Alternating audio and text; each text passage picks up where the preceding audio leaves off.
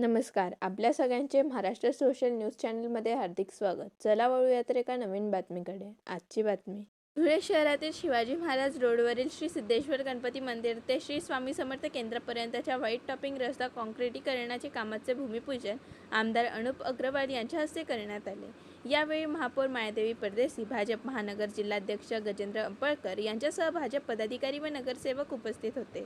शहरातील विविध रस्त्यांच्या काँक्रिटीकरणासाठी शासनाकडून कोट्यवधी रुपयांचा निधी मंजूर झाल्याची माहिती यावेळी देण्यात आली.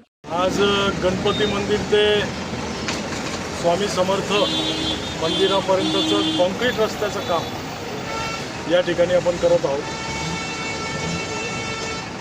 व्हाईट टॉपिंग याला म्हणतात. व्हाईट टॉपिंगचं हे काम या ठिकाणी आपण करत आहोत.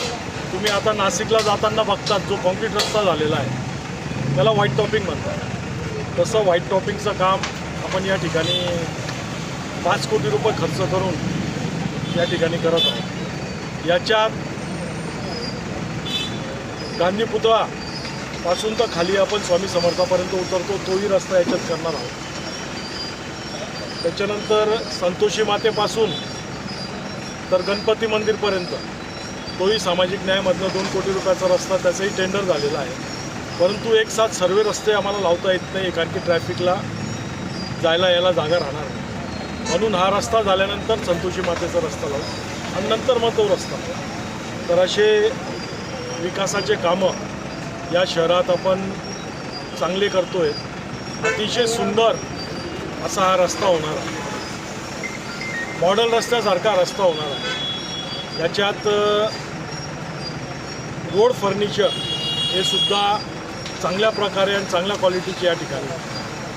तरी नागरिकांना ज्या वारंवार खड्डे पडायची अडचणी व्हायची, वर्ष दीड वर्ष झालं नाही, पाऊस पडला, पाणी साचला का डांबरी रस्त्याला खड्डे पडायचे, म्हणून आपण हा कॉन्क्रीट रस्ता करतो. आणि असे विकासाचे कामं पूर्ण शहरात टप्प्याटप्प्याने आपण करणार आहोत. आता एक रस्ता आपला गांधी पुतळ्यापासून तर सरळ छत्रपती शिवाजी महाराजांचं स्मारक मनो थिएटर इथपर्यंतचंही काम 20 ते 25 दिवसात किंवा महिन्याभरात आपण त्या ठिकाणी चालू करणार आहोत. तेही कॉन्क्रीट रस्ता आहे पूर्ण. फक्त ड्रेनेज लाईन झाली का त्या कामाला आपण सुरुवात करतो. असे विविध भागांमध्ये विविध कॉन्क्रीटचे रस्ते आपण या ठिकाणी करत आहोत. बातमी आवडल्यास चॅनलला लाईक व सबस्क्राईब करा व दररोज अशा नवनवीन बातम्या पाहण्यासाठी चॅनलला फॉलो करा. धन्यवाद.